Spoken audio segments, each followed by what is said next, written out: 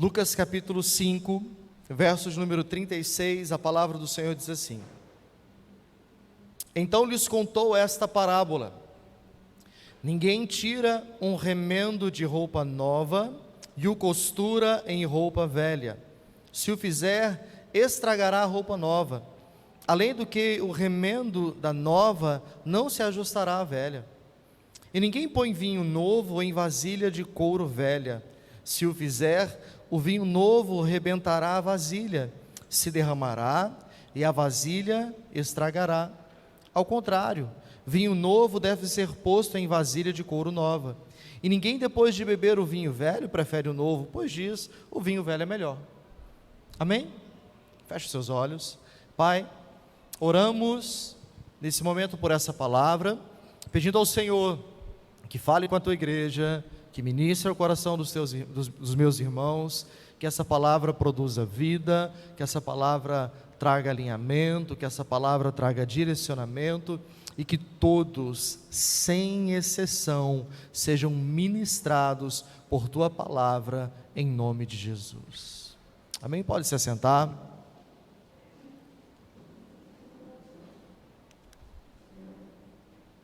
Amados, esse texto, eu não tenho dúvida de que você em algum momento tenha ouvido falar.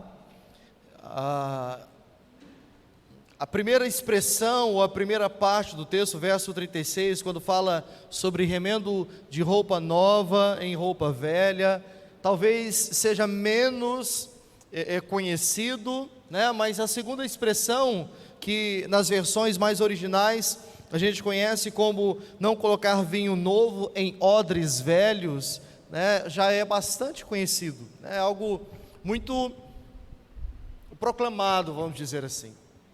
A expressão de odre, na tradução que eu li aqui na NVI, ela já está traduzido, né, já está mais clara, é uma vasilha. E que tipo de vasilha é essa? Uma vasilha que é feita de couro, né, e quando é depositado o vinho novo naquela vasilha, o processo de fermentação permite, né, como o couro é novo, permite com que aquela vasilha de couro, ela enche por meio da fermentação, e esse mesmo processo acaba trazendo uma forma rígida a esse vasilhame, que antes era de couro flexível, quando novo, se torna o vasilhame mais rígido, né?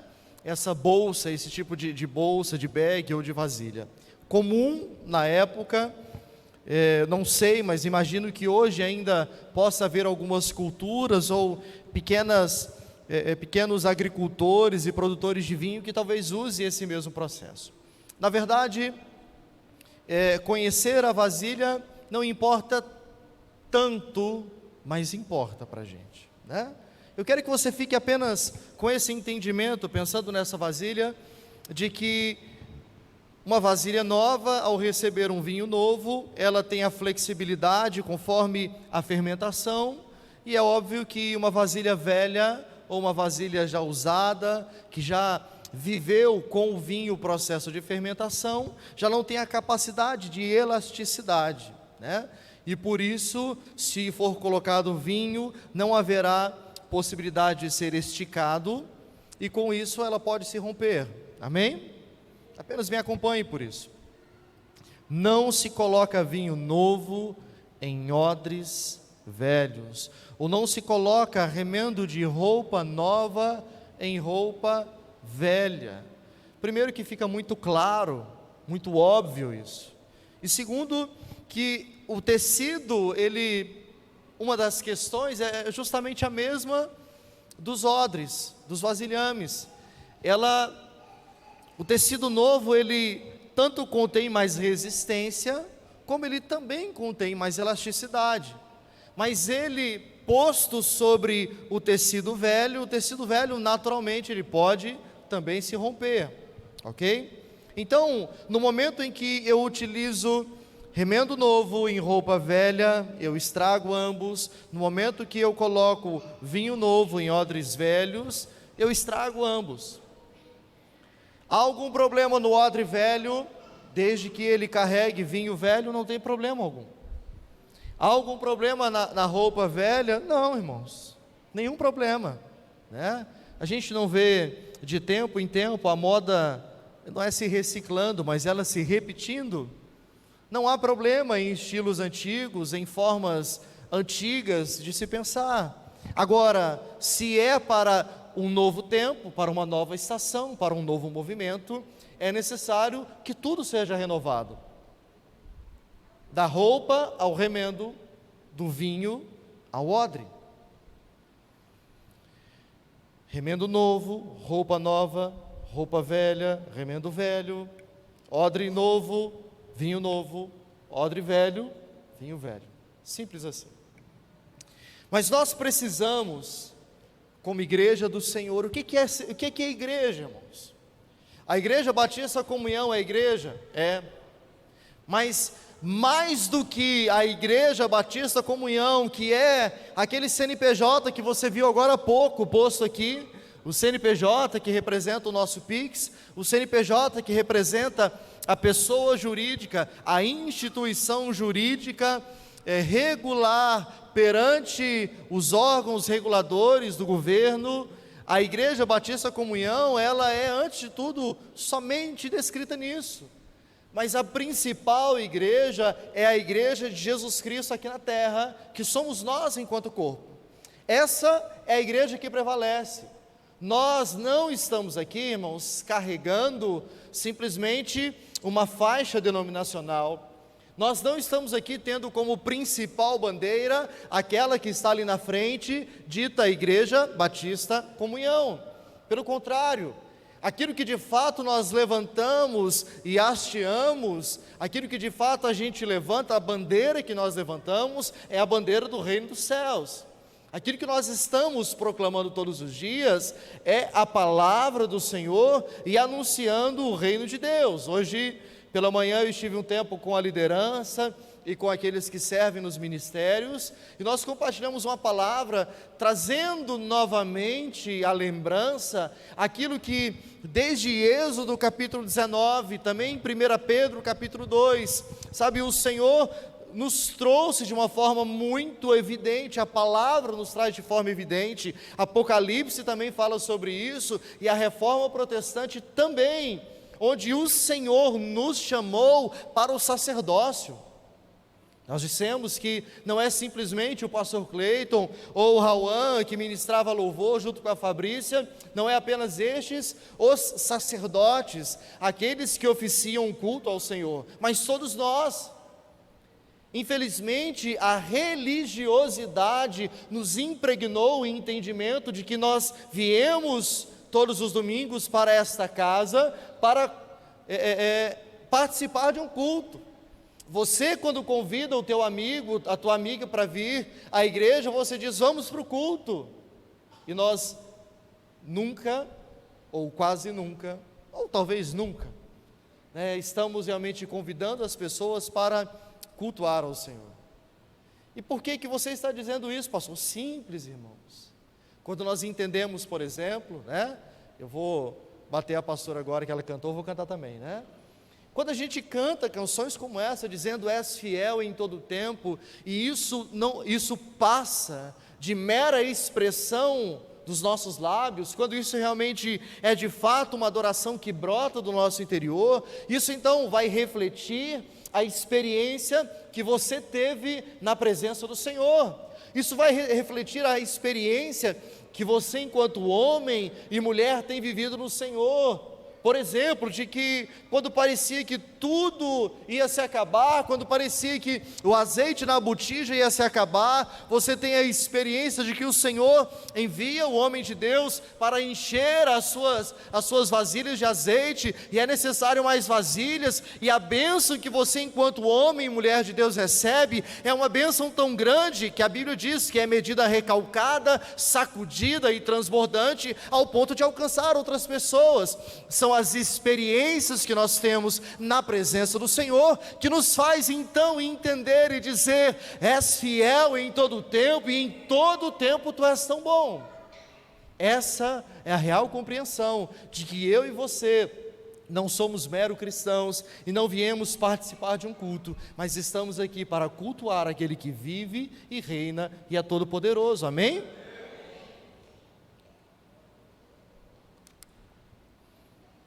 Mas eu acredito muito que a nossa vida, apesar de ser cíclica, ela também é de estações. Ela é cíclica porque realmente, sabe, nós vivemos, iniciamos e fechamos uma estrutura de tempo, um ciclo de tempo, mas iniciamos um novo ciclo. E apesar deste ciclo, eu também defino isso como estações.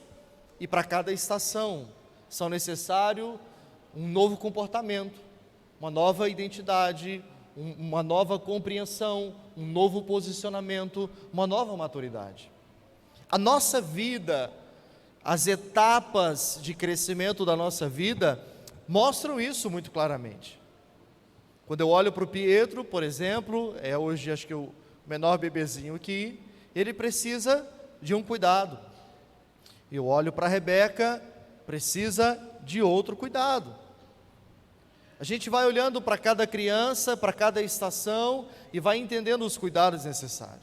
A gente olha para um pré-adolescente, um adolescente, a gente já percebe comportamentos distintos, o qual nós como pais precisamos ter e eles como adolescentes precisam ter. A juventude está numa nova fase. O jovem casado, uma nova fase, novos comportamentos. Um homem com a idade que eu já estou, é uma nova fase. Eu olho, queridos, apesar de ainda não ter chegado aos 40, está longe ainda, né? Só para relembrar, dia 12 eu faço 36, esqueci, irmãos, esqueci, é tão pouco que eu esqueci, amém? Mas eu olho, queridos, e percebo que hoje, né, perto de completar 36, a maturidade que eu tenho, já é significativamente maior do que quando eu casei, por exemplo, do que quando eu comecei a pastorear essa igreja. A minha maturidade como pai, a minha maturidade como marido, a minha maturidade como pastor, a minha maturidade enquanto profissional. Então, as estações que nós vivemos requerem uma ampliação de visão. As estações que nós vivemos requerem uma nova forma de pensar, de ver e de agir. Amém ou não amém?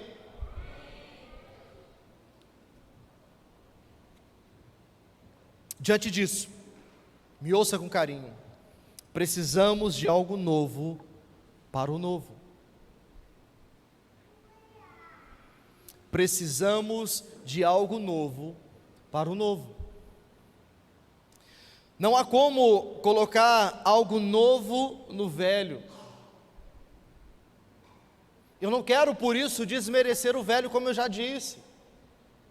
O velho, ele tem o seu lugar. O velho, ele tem a sua importância. E o texto final, o último verso que nós lemos, fala sobre isso. Olha, ninguém depois de beber o vinho velho prefere novo, porque ele diz, o vinho velho é melhor. Aqui, nessa parte, não é o enaltecimento em detrimento do outro. Não é o enaltecimento do vinho velho em detrimento do vinho novo. Não. A grande mensagem é sobre o novo. Mas o velho tem a sua importância, nós não queremos desmerecer. Mas quem está, sabe, apenas para o velho, não vai viver mais do que aquilo.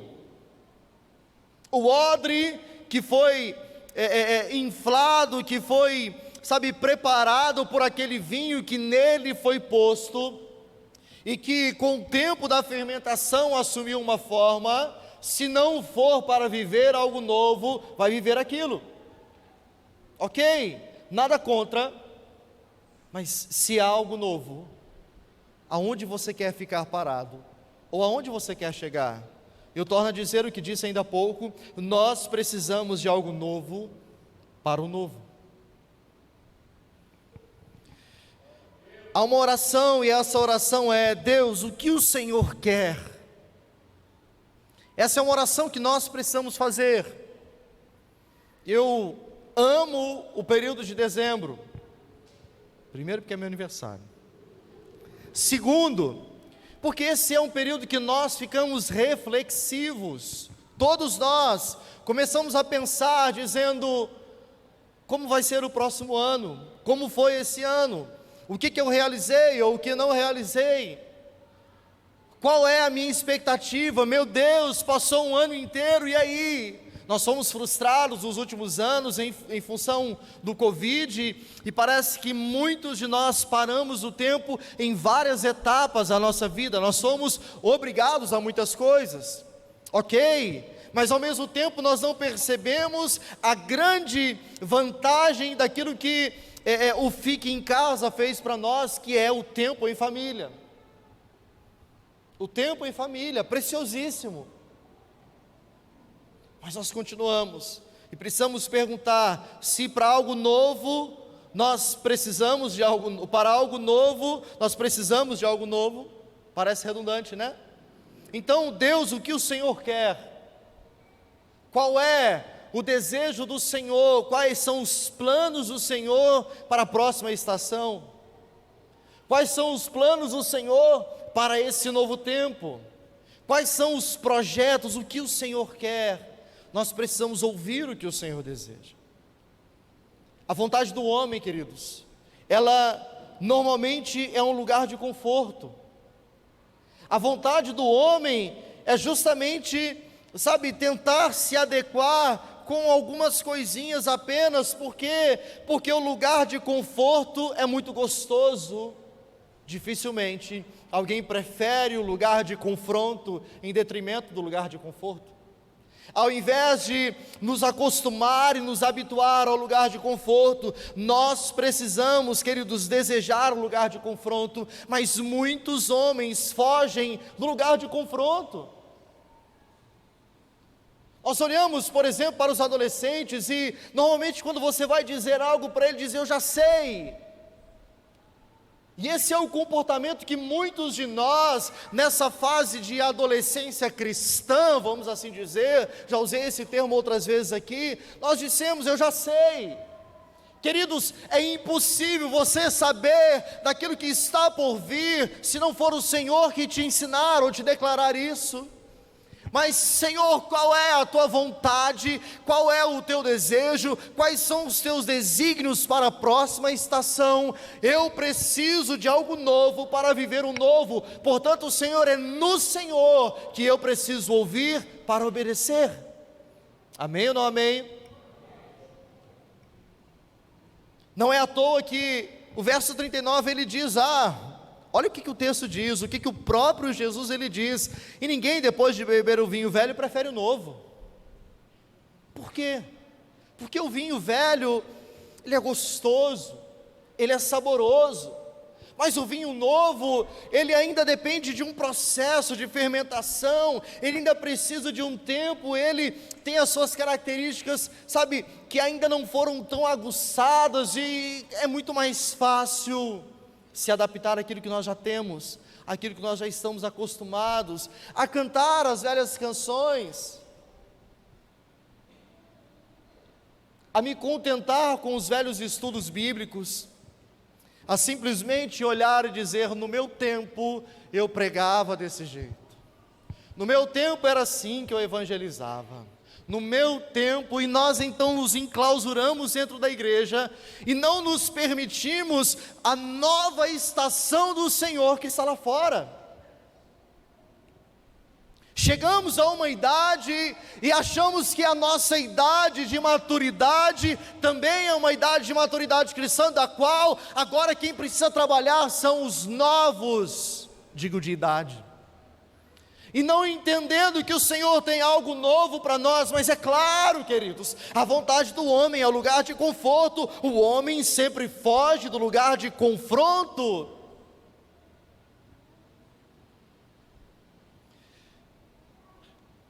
Para o preparo do vinho novo, é necessário odres novos.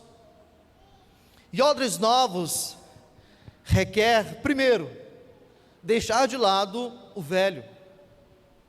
Odres novos requer investimento. Requer investimento para obter, para comprar, para fabricar os odres novos.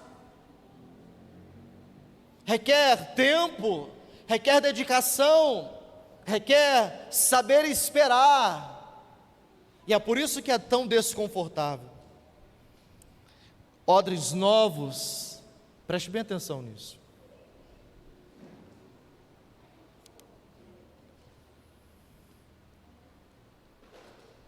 Diga assim comigo: odres novos.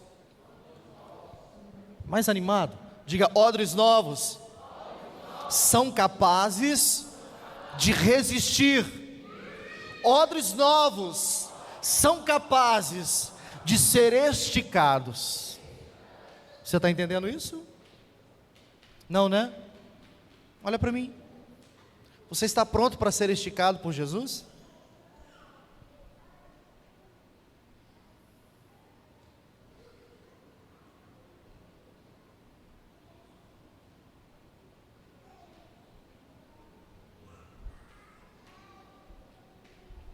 Eu vou perguntar de novo. Você está pronto para ser esticado por Jesus? Esticado, irmãos. Aquilo que foi feito para ser esticado, se não for, queridos, e passado o tempo de ser esticado e não for, ao esticar ele vai romper, perde o seu propósito. Os odres foram feitos para ser esticados no tempo apropriado, mas aquilo que foge o tempo do Senhor, queridos, já era. Você precisa ser esticado no tempo apropriado. Portanto, se ponha diante do Senhor para o novo. Amém ou não amém? Amém. Glória a Deus. Torna a dizer, nós falamos hoje pela manhã sobre aquilo que o Senhor nos chamou, sobre o sacerdócio de todos os santos, sobre ser um reino de sacerdotes, e isso precisa estar claro, que eu e você, todos nós, não só eu, não só o Rauan, mas todos nós que aqui estamos, fomos chamados para prestar ao Senhor a verdadeira adoração. E como é, queridos, que eu adoro ao Senhor? Sendo esticado, sendo movido, saindo da zona de conforto e entrando na zona de confronto, fazendo e cumprindo a vontade do Senhor. Amém? Amém? Para qual mensagem nós fomos chamados?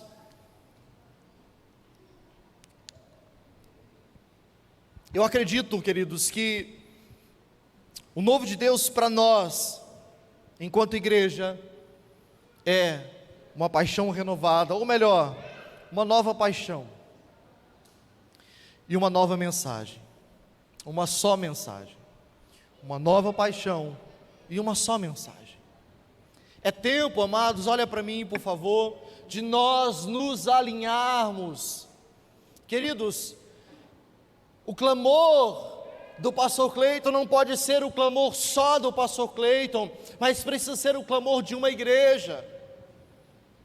O preço pago pelo ministério de louvor não pode ser o preço pago apenas pelo ministério de louvor. Nós todos precisamos, sabe, desse mesmo empenho, dessa mesma entrega. Nós precisamos, queridos, entender que o nosso culto, ele começa e termina num tempo apropriado. Eu falo de relógio. Por quê? Porque o culto envolve toda a igreja. O novo de Deus para a nossa igreja é proclamar uma mensagem. E que mensagem é essa? Nós não queremos uma mensagem palatável ao mundo, irmãos, uma palavra gostosa, aceitável, mas nós precisamos assumir nesse sacerdócio de todos os santos, assumir nesse novo de Deus para as nossas vidas, que nós fomos chamados para trazer os decretos do céu para a terra. Consegue entender isso? Irmãos, você não é o anunciador de um perfume novo, você não é o vendedor, sabe, de uma nova vasilha resistente e forte, não precisa nem falar o nome, né? Você, queridos, não é o anunciador de outras coisas tão pequenas, não. Você é um homem de Deus, uma mulher de Deus, que foi chamado por Deus para declarar os decretos do céu para a terra. Nós precisamos sair nas ruas, irmãos, para declarar, para dizer, para simplesmente, sabe, como porta-voz, anunciar os decretos do céu para essa cidade. Queridos, nós não podemos ao anunciar o Evangelho, fazer um pedido implorado para alguém dizer: olha, mas Jesus é bom para você. Não, irmãos. Não. Nós precisamos anunciar o que de fato é. Eu estou dizendo um pedido implorado, como se a gente tivesse para alguém fazer um favor para nós em vir à igreja. Queridos, entenda. Eu disse sexta-feira na nossa aula: os homens estão perdidos longe do Senhor. Nós precisamos anunciar o Evangelho de salvação. Talvez o que falte a você é a convicção dessa salvação. É, portanto, trazer o decreto dizendo: olha, o Espírito do Senhor está sobre mim, e Ele me ungiu para proclamar o ano aceitável do Senhor, para pôr em liberdade os cativos, para quebrar as cadeias e os grilhões. Um Evangelho, queridos, que vem realmente para transformar o homem. Não é um Evangelho que vem para dar uma melhorada. É por isso que nós precisamos subir o nosso nível. É por isso que nós precisamos de algo novo para viver o novo do Senhor. A igreja, ela precisa sair da estrutura para deixar de ser estrutura e ser corpo. Eu acho que você não entendeu. A igreja precisa sair da estrutura para ser o corpo. Você precisa, nós precisamos parar, queridos, dessa compreensão, sabe, de que a igreja é uma organização simplesmente, e que nós só somos igreja quando estamos aqui. Pelo contrário, você é igreja quando você está nas trincheiras, você é igreja quando você está lá fora anunciando. Você é igreja quando, por meio da tua vida, sabe, homens e mulheres são confrontados ou confortados por esse Evangelho que muda todas as coisas. Aqui cabe o conforto, não o conforto de deixar bem, mas de deixar bem assim, de deixar acomodado, mas o conforto de realmente trazer paz que o mundo não conhece, a paz que excede todo entendimento. Amém, irmãos? Queridos, nós somos proclamadores de uma mensagem, e essa mensagem é o próprio Cristo. Portanto, a igreja, irmãos, ela se reúne, sim, e é um mandamento, mas não é pelo fato de nos reunir que somos igreja, é pelo fato de ser corpo. É isso que nos torna igrejas. Amém ou não amém? Amém ou não amém? E eu acredito, queridos, que nós precisamos empurrar uns aos outros para fora, empurrar uns aos outros para fora daquela porta, para que assim nós possamos realmente viver a igreja corpo, e encontrar os nossos pares, vamos dizer assim, aqueles que estão perdidos e que precisam da obra de salvação de Cristo Jesus, o nosso Senhor. Amém ou não amém? A igreja precisa sair do templo para alcançar a sociedade. A igreja precisa sair do templo para alcançar a sociedade, para alcançar as escolas, as universidades, as ruas, os bancos, as empresas, o teu colega de trabalho. Chega, irmãos, de dizer: vamos para a igreja. Não, você é a igreja. Billy Graham disse que o maior sermão que ele ouviu, ouça isso, Billy Graham disse que o maior sermão que ele ouviu foi um jovem hindu parado de frente para ele, olhando para ele. Billy Graham, irmãos, Billy Graham, um jovem hindu parando à frente dele, olhando para ele, diz: eu vou ser um cristão o dia que eu achar um cristão. Misericórdia. Billy Graham disse: olha, esse foi o maior sermão que eu ouvi. Eu vou me tornar um cristão o dia que eu ver um cristão frente a frente. Nós precisamos nos levantar, irmãos. Nós precisamos proclamar. Nós precisamos estar, sabe, nas esquinas, nas ruas. Qual é a sua expectativa de que essas cadeiras sejam ocupadas, irmãos? Um passe de mágica? Eu tenho tanta vontade de ver essa igreja cheia. Quem tem essa vontade, irmãos? Você que não tem, vai embora. Mas o que eu tenho que fazer para isso? Quando eu digo eu, estou me referindo a você, tá? Ou o que representa, melhor dizendo, vamos começar por aqui. O que representa essas cadeiras sendo povoadas? O que representa, irmãos? É a igreja cheia? Ou o inferno mais vazio? Uma igreja cheia é, na verdade, a convicção de que homens estão se encontrando com Jesus e tendo as suas vidas transformadas. Agora, queridos, homens transformados só pode existir quando outro homem transformado o encontrar e proclamar o poder que liberta.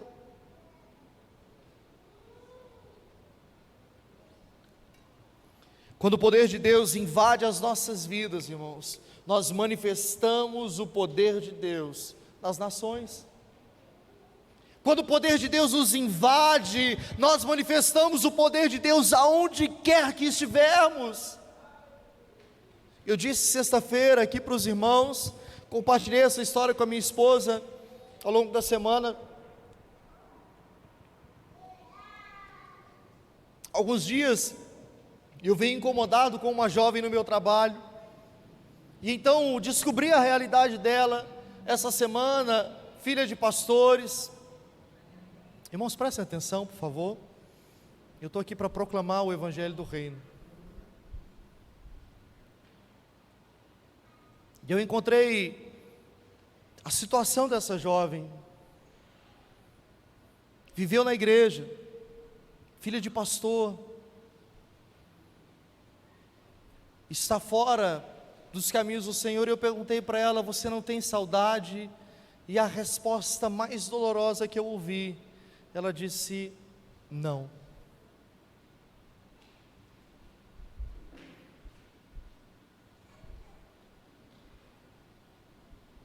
Para mim isso só tem um significado. Ela não foi exposta à glória de Deus.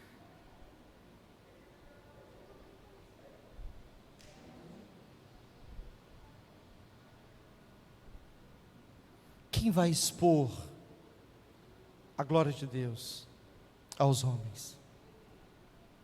O que Romanos 8,19 é um texto que a gente tanto cita aqui, irmãos, diz? Que o mundo aguarda com grande expectativa, o quê? A manifestação dos filhos de Deus.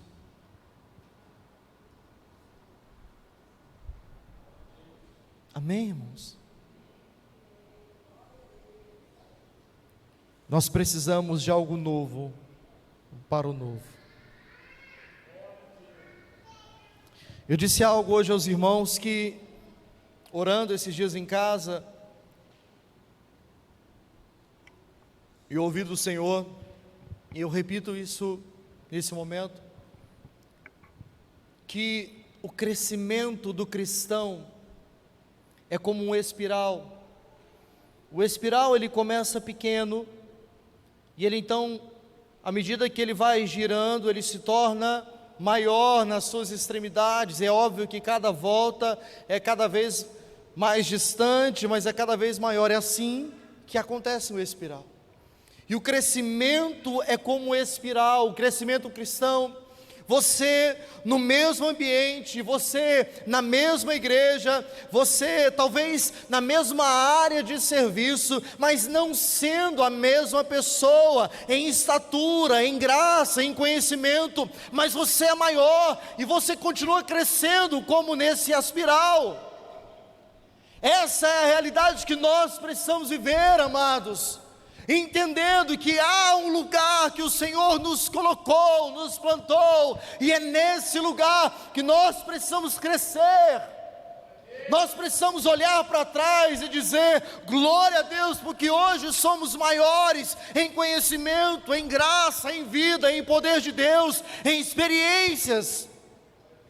Eu sou o mesmo homem de 8 anos atrás, quando chegamos nesse lugar, mas há algo novo em mim.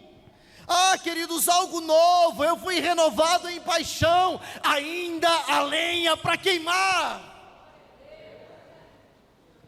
Como é que você é?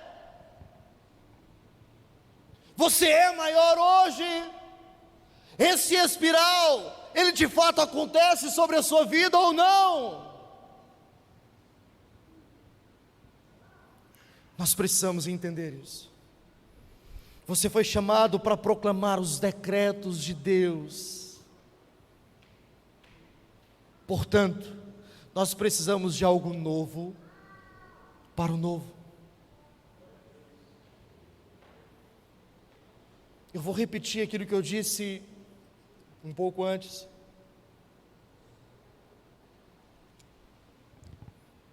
Talvez você se contente com o que você viveu e experimentou.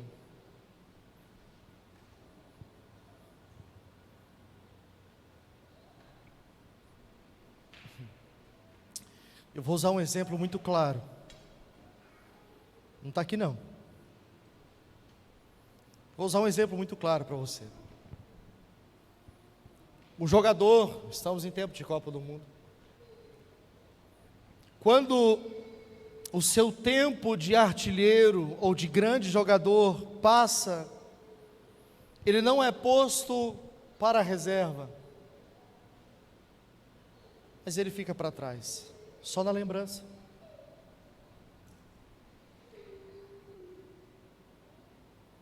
Não seja saudosista do que um dia você fez para Jesus. Não seja só lembrança do que um dia você fez para Jesus. O exemplo mais lindo que eu ouvi de um homem de Deus foi recentemente assistindo um podcast do reverendo Hernandes Dias Lopes, podcast com o Douglas Gonçalves, do Dizoscope. Aquele homem já tem, eu não sei qual que é a idade dele, mas imagino que uns 60 anos ele deve ter.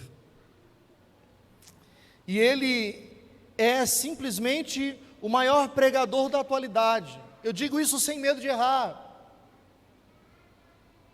Ele é o mais respeitado. Sendo um pregador presbiteriano, ele está na Assembleia de Deus, ele está na Batista, ele está em todo lugar. É o homem mais respeitado. Escreveu enciclopédia, sabe, de versículo a versículo. Está finalizando ainda, não escreveu de todos os livros, mas quase todos os livros da Bíblia. E ele disse, quando perguntado pelo Douglas Gonçalves, qual que é o grande sonho dele? Ele disse, quando eu estiver um pouco mais velho, comprar uma caminhonete e entrar mato adentro para visitar pequenas regiões e continuar pregando o Evangelho. Isso é lindo, irmãos. Isso é a convicção de que se há algo que o homem precisa, é do Evangelho do Senhor. É a convicção de que se há algo que de fato vai endireitar o caminho do homem, é a proclamação da palavra do Senhor. É a convicção de que esse Evangelho transforma todas as estruturas e todos os homens, em nome de Jesus. Amém? Vamos ficar de pé.